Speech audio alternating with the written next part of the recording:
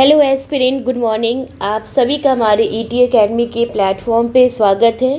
तो आइए अपने करंट अफेयर्स की सीरीज़ को स्टार्ट करते हैं और देखते हैं कि आज हमें कौन कौन से न्यू फैक्ट जो है वो देश दुनिया में चल रहे हैं उसके बारे में पता चलने वाला है। तो देखिए, आज की पहली न्यूज़ है कि अंगटाड, ये अंगटाड क्यों चर्चा में है, क्योंकि अभी कुछ दिन पहले जो है इसकी 60वीं वर्षगांठ मनाई गई है। और ये इतना ज़्यादा न्यूज़ में इसलिए है क्योंकि अंगटाड का नया नाम रख दिया गया है। मतलब अब अंगटाड को हम किस नाम से जानेंगे, तो इसे जानेंगे संयुक्त राष्ट्र व्यापार और विकास। ठीक है, यूएन ट्रेड एंड डेवलपमेंट बहुत ही ज़्यादा इम्पॉर्टेंट है, इसलिए क्योंकि बहुत चांसेस बन जाते हैं ऐसे क्वेश्चन का स्टेटमेंट के तौर पे पूछना। ठीक है, तो अंगटाड का नया नाम क्या हो गया है? अब अंगटाड का नया नाम हो गया है संयुक्त राष्ट्र व्यापार और विकास। इंग्लिश में क्या बोलेंगे? UN trade and development. अब अंगटाड के बारे में थोड़ा हम स्टैटिक्स पोर्शन को देख लें। तो इसकी स्थापना कब हुई? 1964 में। और इसमें कितने कंट्रीज़ हैं? तो इसमें 195 कंट्री है। और सबसे इम्पॉर्टेंट कि हमारा देश भारत भी जो है इसका मेंबर है। क्योंकि आप देखना, अगर आपने प्रीवियस ईयर के क्वेश्चंस देखे होंगे तो वो इस पैटर्न को फॉलो करते हैं इस क्वेश्चन में कि वो स्टेटमेंट के तौर पे क्वेश्चन पूछेंगे। ठीक है, एकदम ऐसा वो फॉलो करते हैं और स्टेटमेंट के तौर पे पूछते हैं। तो उस टाइम अगर वो इन्होंने स्टेटमेंट में दिया एक स्टेटमेंट कि भारत भी अंगटाड का मेंबर है, तो इस टाइम पे आप कंफ्यूज होने लगते हो। तो इसलिए कंफ्यूजन बिल्कुल नहीं रखना है, क्योंकि अंगटाड जो है वो अंगटाड में जो है उसमें एक देश के रूप में भारत भी क्या है, तो शामिल है। अगर हम इसकी हेडक्वार्टर को देखें तो इसका हेडक्वार्टर कहाँ है? तो जेनेवा में है। अब ये भी प्रश्न पूछे जाते हैं कि निम्न रिपोर्ट जो है वो किसके द्वारा जारी की जाती है। तो याद रखिएगा कि अंगटाड जो है वो 2 महत्वपूर्ण रिपोर्ट जारी करती है। एक रिपोर्ट का नाम क्या है? एक रिपोर्ट का नाम है व्यापार और विकास रिपोर्ट। अगर पूछा जाए कि व्यापार और विकास रिपोर्ट जो है निम्न में से किस संस्था के द्वारा जारी किया जाता है, तो आपका आंसर क्या होगा? अंगटाड होगा। दूसरा, विश्व निवेश रिपोर्ट भी जो है वो अंगटाड के द्वारा जारी किया जाता है। तो अगर पूछा जाए कि विश्व निवेश रिपोर्ट किसके द्वारा जारी किया जाता है, तो याद रखिएगा, अगर अब अंगटाड ऑप्शन में ना दिख के आपको संयुक्त राष्ट्र व्यापार और विकास दिखे, तो आपको क्या टिक करना है? संयुक्त राष्ट्र व्यापार और विकास टिक करना है। अब इंडोनेशिया के बारे में देखिए। इंडोनेशिया भी चर्चा में था, जहाँ पे आप देखो सर्वाधिक मुस्लिम आबादी आपको देखने को मिलती है। कहाँ पे? अगर सर्वाधिक मुस्लिम आबादी को देखिए तो वो आपको कहाँ देखने को मिलते हैं? तो इंडोनेशिया में देखने को मिलता है। तो इंडोनेशिया क्यों चर्चा में है? क्योंकि यहाँ के राष्ट्रपति अभी नियुक्त हुए हैं। कौन? Prabowo Subianto. कौन नियुक्त हुए हैं? तो यहाँ के नए राष्ट्रपति जी बनाए गए हैं। प्रबोवो सुबियांतो जो है इंडोनेशिया के राष्ट्रपति बनाए गए हैं। अगर हम इंडोनेशिया की कैपिटल की बात करें तो कहाँ है ये? तो जकार्ता में है। सुब्रमण्यम धारेश्वर का निधन हो गया है। अभी हाल ही में सुब्रमण्यम धारेश्वर जी जो है उनका निधन हो गया है। तो अब पूछा जाता है इस टाइप के क्वेश्चन में कि इनका संबंध किस क्षेत्र से था। तो इनका संबंध जो है वो यक्षगान से संबंधित है।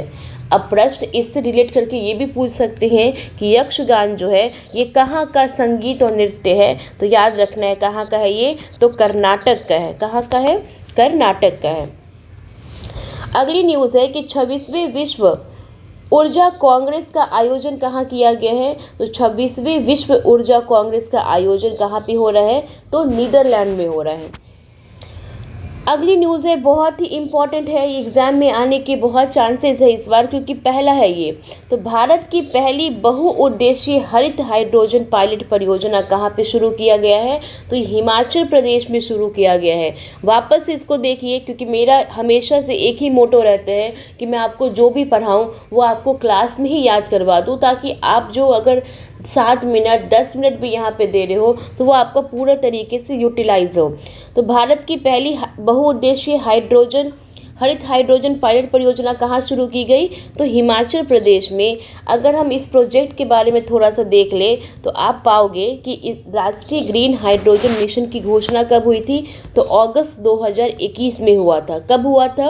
अगस्त 2021 में। और इसकी मंजूरी कब मिली? तो 4 जनवरी 2023 को।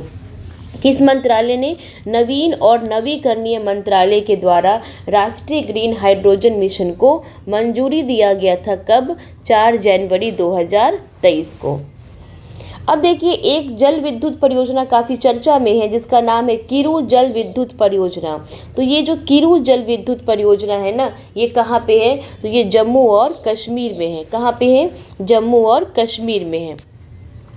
एक न्यूज़ और फ्लैश हो रही थी कि धन के पुनर्वितरण के एक साधन के रूप में विरासत कर। अब आप सोचोगे मैम ये विरासत कर क्या होता है? तो आइए मैं आपको बताती हूँ। विरासत कर जो होता है ना, किसी व्यक्ति की मृत्यु पर उसके वारिसों को विरासत में मिली संपत्ति पर लगाया गया कर। मान लीजिए किसी व्यक्ति की मृत्यु होती है और उसका जो संपत्ति है, जब उनके वारिसों में वो संपत्ति का बंटवारा होता है, तो जो बंटवारा हुआ है संपत्ति, जब उस पे क्या होगा? अब टैक्स लगेगा। उसी को क्या बोलते हैं? उसी को बोला जा रहा है विरासत कर। तो ये भारत में लगाने की बात कही जा रही है। अब देखो, ऐसा नहीं है कि ये भारत पहला कंट्री होगा जो इस तरीके के विरासत कर को लेना चाह रहा है। ये कई देशों में लागू है। जैसे आप जापान में देखो, तो जापान में टैक्स का जो 55% है वो तय किया गया है, और दक्षिण कोरिया में कितना? तो टैक्स का 50%। देश की सबसे हल्की बुलेट प्रूफ जैकेट का विकास किसके द्वारा किया गया है? तो डीआरडीओ के द्वारा किया गया है। पूछा जाएगा क्वेश्चन कि देश की सबसे हल्की बुलेट प्रूफ जैकेट का विकास किसके द्वारा? तो डीआरडीओ के द्वारा। और आप देखो कि ये जो जैकेट है, देश की सबसे हल्की बुलेट प्रूफ जैकेट, ये पॉलीमर बैंकिंग और मोनोलिथिक सिरेमेटिक प्लेट से बनी हुई है। अब साइंस का भी एक फैक्ट हो गया। क्या फैक्ट हो गया? देखो, अब साइंस टेक को वो बहुत ज़्यादा अपना रहे हैं। 69 के बीपीएससी में आपने देखा था। तो इस टाइप के क्वेश्चन इंपॉर्टेंट हो जाते हैं हमारे लिए कि डीआरडीओ के द्वारा जो हल्की बुलेट प्रूफ जैकेट बनाई गई है, वो जो है वो किसकी बनी है? तो पॉलीमर बैंकिंग और मोनोलिथिक सिरेमेटिक प्लेट का बना हुआ है। एएमयू जो है, अलीगढ़ मुस्लिम यूनिवर्सिटी, इसकी पहली महिला वाइस चांसलर बनी है।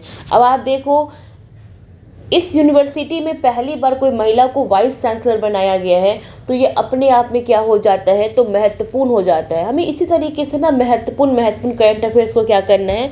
तो निकालना है। उसका नाम है प्रोफेसर नहीमा खातून।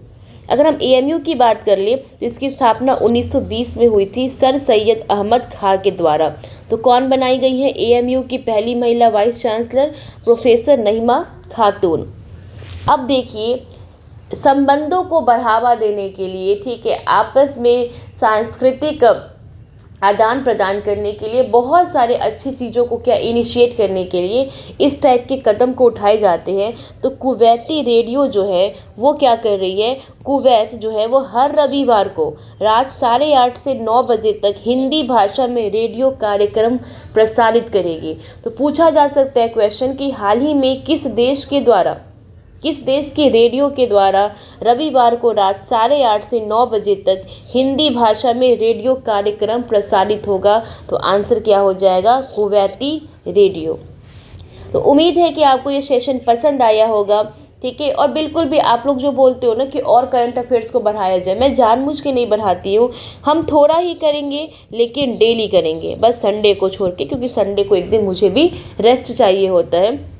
इसलिए बस आप इसको घूमते फिरते भी क्या कर सकते हो? पढ़ सकते हो, और आपको लगेगा कि अच्छा, हमने आज जो है 10 फैक्ट तो एटलीस्ट जाना, ठीक है। और बूंद बूंद से क्या होता है? तो तालाब भरता है। उम्मीद है कि आप सभी की प्रिपरेशन भी काफ़ी अच्छी चल रही होगी। और आप सभी लोग जो है, मैं वापस यहाँ पे डिक्लेयर कर दूँ, 9:30 बजे से हमारा क्विज़ होता है रात को, ठीक है। और 10:30 से हम प्रीवियस ईयर के क्वेश्चन पर डिस्कशन करते हैं। तो आप लोग इस सेशन से ज़रूर कनेक्ट होइए और अपने तैयारी को बूस्टअप कीजिए, ठीक है। बाय सभी को, थैंक यू।